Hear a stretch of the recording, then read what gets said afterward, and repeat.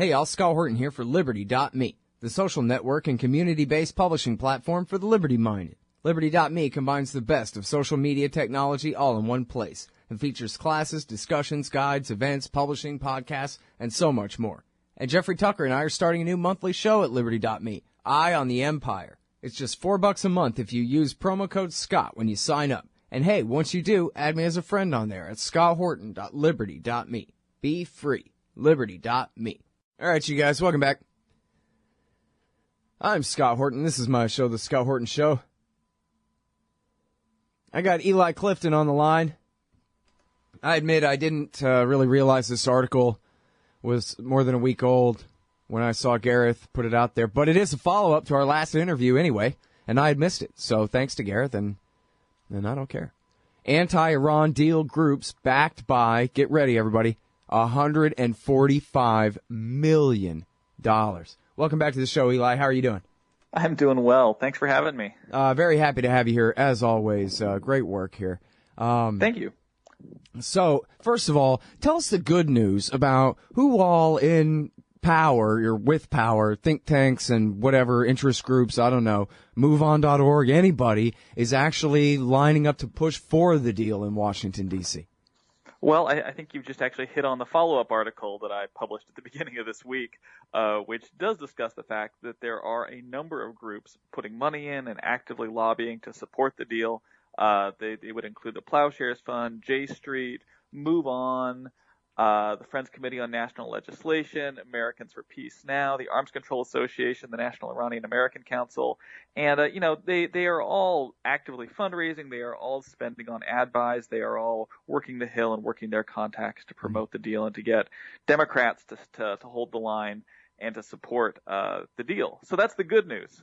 Now, as far as, just there, and I'm sorry, I'd missed that article too, Eli, I'm just way behind this week, but the groups that you just mentioned, the Friends Committee, of course, they do great work lobbying. I don't know how much, real money and ability, raw manpower they have for lobbying. Maybe you could enlighten us on that a little bit. J Street and Move On, I guess especially MoveOn.org, that sounds like the most promising one, just in the sense of, because it's not really an Israel-oriented group. It is a Democratic Party-oriented group, right? So that's right. If they really push, they can mobilize real rank-and-file Democrats to do partisan work on this very important single issue.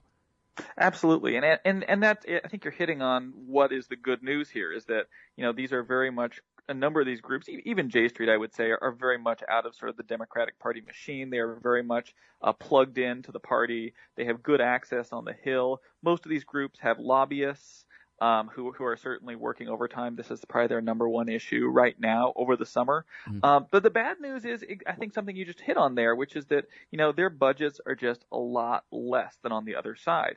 The total budgets of these groups are $33 million in 2013. Now, obviously, they don't use all of that money on Iran-related stuff, and on the flip side, they're also raising extra money to work on Iran stuff. But just as a point of comparison, that's $33 million for all those groups together. That's the Friends Committee, that's Plowshares, that's J Street, that's Move On. All of them together is $33 million, whereas when you look at the biggest groups that are working to oppose the deal, they enjoyed a combined $145 million in annual budgets in 2013. So if you just look at the dollar figures, they are vastly outgunned. Mm-hmm.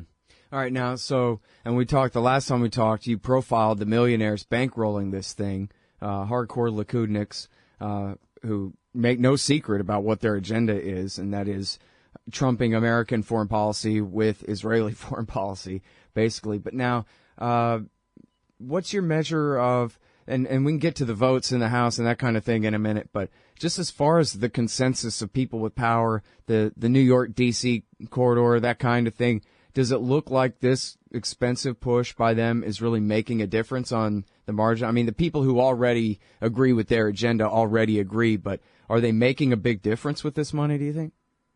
Well, I mean, the key thing for them would be to flip Democrats and to somehow get enough Democrats to flip in the House and Senate that they could somehow start to contemplate the possibility of overriding the president on this.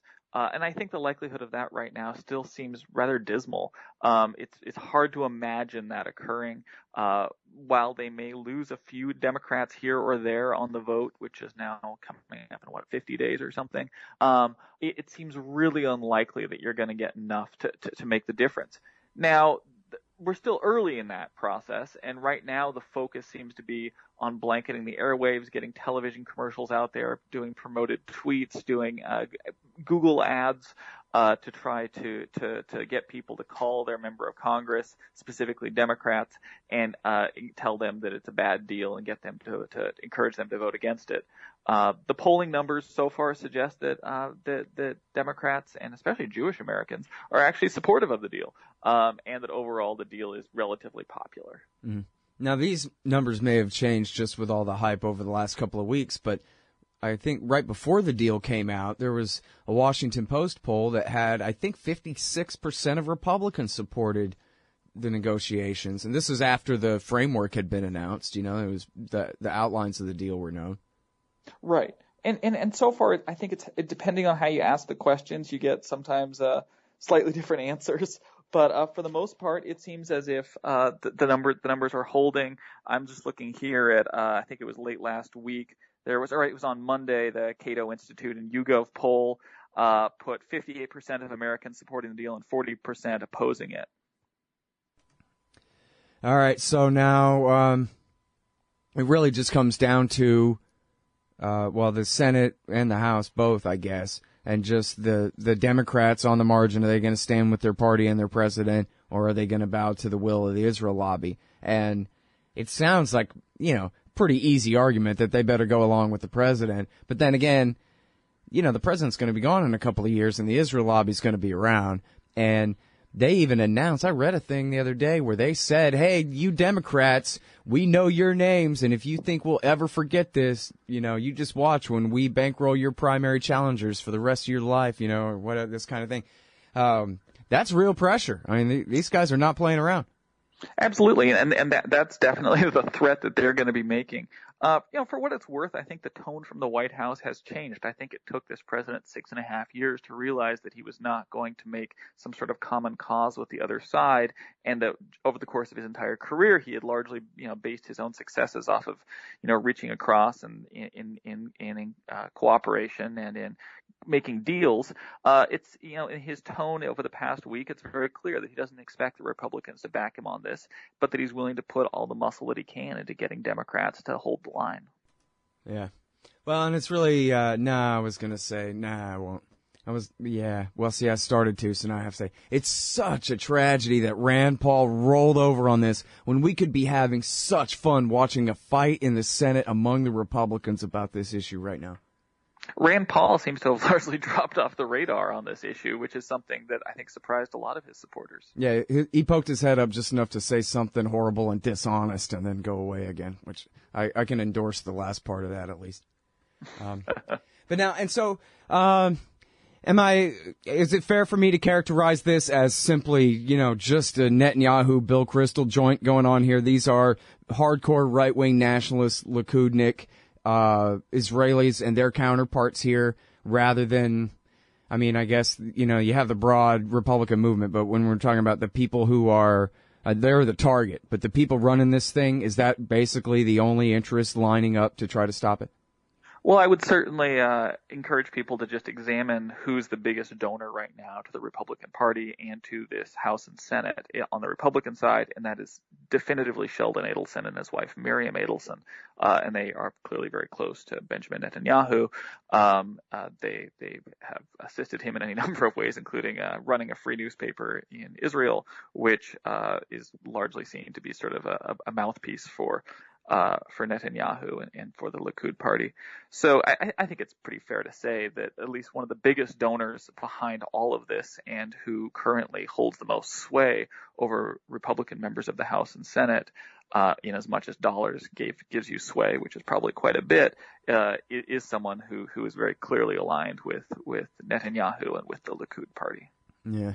Now, there's the American Conservative magazine, but in D.C., there's really no voice of reason from the right on this at all, is there? Well, every once in a while you get interesting stuff out of the Daily Caller. I think some of the more libertarians leaning think tanks such as Cato sometimes does some very good stuff. But I think you're right that right now in terms of the bandwidth, it's being dominated by groups that are really in opposition to this. Yeah. Well, and Cato doesn't count. I mean, Doug Bandow, he's a libertarian, and those guys, even Chris Preble and those guys are sometimes a little wishy-washy on these issues, but I don't think they could, be called the right necessarily. And you certainly couldn't say they're the Republican establishment. Yeah, definitely not. But in other words, though, there's nobody at Heritage saying, I don't know, I like the deal, guys. I mean, this is just, it's a lock on the right, basically. At this point. It seems like that. Yeah. All right. Hey, listen, you do such a great job doing journalism and coming on the show. I sure appreciate it, Eli. Thanks for having me. All right, y'all. That's Eli Clifton. He's at lobelog.com. Lobelog.com. Right back. Hey, y'all. Scott Horton here for The Future of Freedom, the monthly journal of the Future Freedom Foundation at fff.org/subscribe. Jacob Hornberger, tireless champion of liberty and president of the FFF, brings you the best libertarian writers every month on the topics that need our treatment the most. Read Jacob, Jim Bovard, Anthony Gregory, Wendy McElroy, Joe Stromberg, and more every month in The Future of Freedom. It's just $25 a year for the pocket-sized print edition, $15 to read it online. The Future of Freedom, fff.org/subscribe. Hey, I'll check out the audiobook of Lou Rockwell's Fascism versus Capitalism, narrated by me, Scott Horton, at audible.com. It's a great collection of his essays and speeches on the important tradition of liberty. From medieval history to the Ron Paul Revolution, Rockwell blasts our statist enemies, profiles our greatest libertarian heroes, and prescribes the path forward in the battle against Leviathan. Fascism versus Capitalism by Lou Rockwell for audiobook. Find it at Audible, Amazon, iTunes, or just click in the right margin of my website at scotthorton.org. Hey, y'all, Scott Horton here for WallStreetWindow.com. Mike Swanson knows his stuff. He made a killing running his own hedge fund and always gets out of the stock market before the government-generated bubbles pop, which is, by the way, what he's doing right now, selling all his stocks and betting on gold and commodities. Sign up at WallStreetWindow.com and get real-time updates from Mike on all his market moves. It's hard to know how to protect your savings and earn a good return in an economy like this. Mike Swanson can help. Follow along on paper and see for yourself. WallStreetWindow.com.